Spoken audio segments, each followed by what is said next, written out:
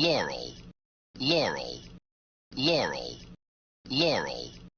Either you hear Laurel or Yanny, you probably both are right. Depends on what devices you are using. Here's a demonstration of Adobe Premiere that can apply a high-pass filter to the audio. At the time right now it's at 1800 Hz. Then you'll probably hear Yanny rather than Laurel.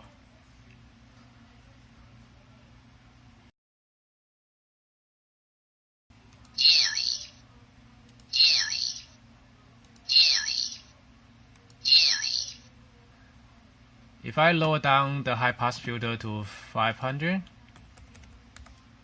then you most likely will hear Laurel.